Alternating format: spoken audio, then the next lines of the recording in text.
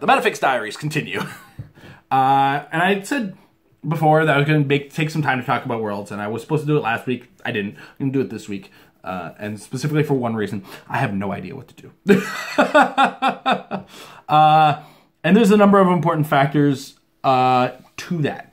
The first of which is the competitive play format for the past couple of years has been reliant on resources. Those are going to be gone.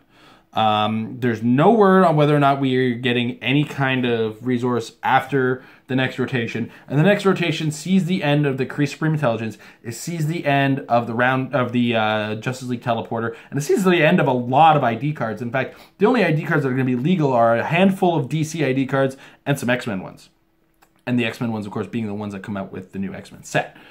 So that begs the question, how do I plan for the next meta? Well, it's a little bit more difficult than it used to be, but it is not impossible to start planning. One team in particular has already started to stand out, and that was brought out by Kenny Pena at the Rock World Cup. His team stands a certain amount of the test of time, as it were. There are challenges that have to be broached in regards to it, and we're going to have to reassess whether or not that Loki comes on the board first, or if we just start with the Black Panther instead. That said, you'll have the Black Panther, you'll have two Colossals, you'll have the Mistress Death, and you'll have the Raven on the team. So, you know, you will be able to afford or be able to put on the team 5 ID cards with the numbers that already come with it. But you lose the round table. But we do have a 5-point character to help make up the differential, and I've been talking about it a while. The Tribble can come in. You can use a Tribble, take that Tribble, put in your extra ID card. It costs you 10 points, but you got that 6th ID card in. You got the ID cards that you originally wanted. You're going to lose the Inspiration motif. You're going to lose the Power number 3. You're going to lose a number of things with the lack of resource, but you will still have the 6 ID cards, and you got to make those 6 ID cards worth calling in. In addition to which, a lot of us in the current mindset are looking at ID cards from the X-Men set in their relationship to the Uncanny X-Men, and that's going to be gone. So we go, what's going to be in the X-Men set and what has come out as prizes. The Storm ID card is already starting to make a lot of noise, kids. Let's no ifs, ands, or buts about it. She's got Power Cosmic, and she's got Running Shot Pulse Wave at a 150-point character. Neat. And it does remain to be seen if the Unimind will stay in a world where Leech and Darwin are saying, we exist. Right?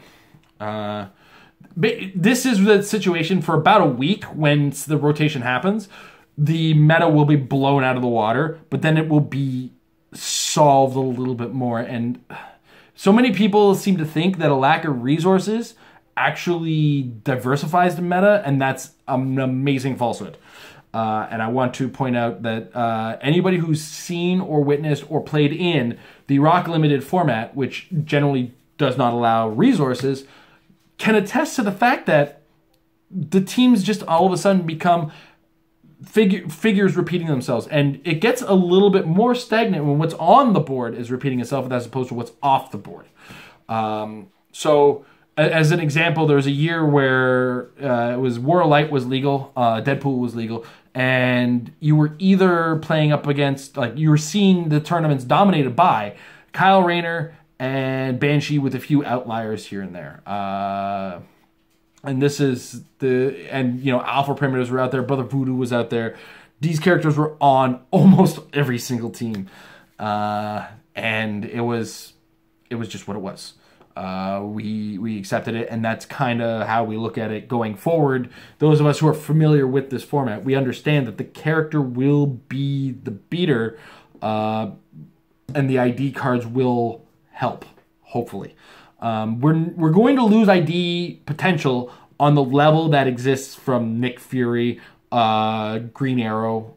Those ID cards on board are going to be gone. But you'll see a lot of teams taking things like Green Arrow and Hawkeye and facilitating their functionality on the board instead. You might see perplex-heavy teams using Hawkeye and having him running shot across the map, carrying some kind of tiny enhancer. Like, I think there's a Baby Groot that has enhancement that's also tiny. And he can carry running shot, shoot, carry running shot, shoot, carry running shot, shoot, and he's doing extra damage courtesy of that. And there's no round tables to worry about moving with that situation. You are doing that damage. But at the same time, you know, Colossal Retaliation is going to be more dominant come the format change, because it's just going to be a requirement. I mean, it's part of your small points. Smaller points are going to be spent on more things that are going to show up on the board, but the only difference is that they're going to be seen on the board.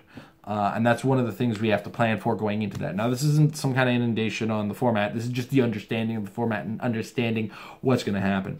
So it comes down to, in my mindset, and I try to brew, but when I can't brew, I won't brew.